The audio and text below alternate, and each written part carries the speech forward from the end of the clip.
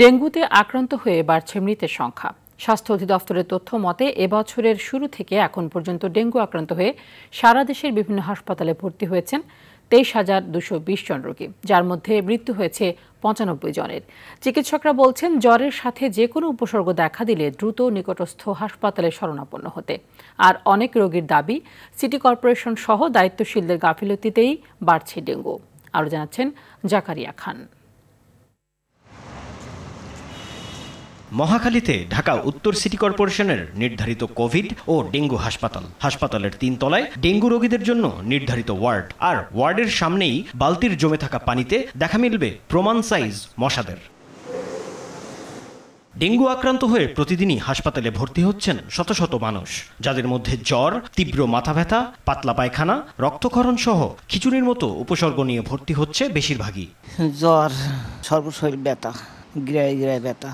Report আছে dengue symptom আছে, আর platelet কমে গেছে। আমার ইমার্জেন্সি ভর্তি দিয়েছে, এটা আমি খিচুনি উঠছিলাম, আমার স্যালাইন দিয়েছে, তারপরে দিয়েছে, ইনজেকশন দিয়েছে। রোগীরা বলেন, দায়িত্বশীলদের অবহেলাতেই বাড়ছে ডেঙ্গুর প্রকোপ। কোন জায়গা থেকে কামড়াইছে, বাসার থেকে না অফিস থেকে, কিন্তু জ্বর আসছে অফিস থেকেই।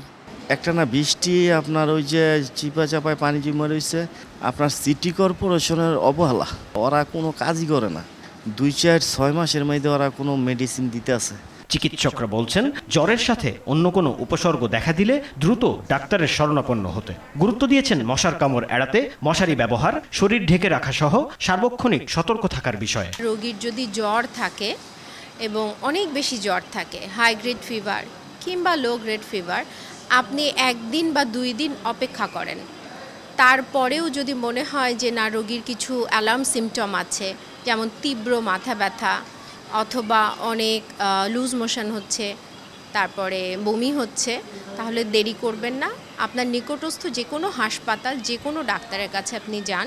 আপনার বাসায় যদি প্রেশার মাপার সুযোগ থাকে, আপনি লক্ষ্য করে দেখেন যে তার প্রেশারটা ড্রপ করছে কিনা, কোথাও কোনো ধরনের রক্তপাত হচ্ছে কিনা, দাঁতের গোড়া কখনো কখনো নরম কালো পায়খানা হচ্ছে কিনা, এটা আমরা বুঝি না।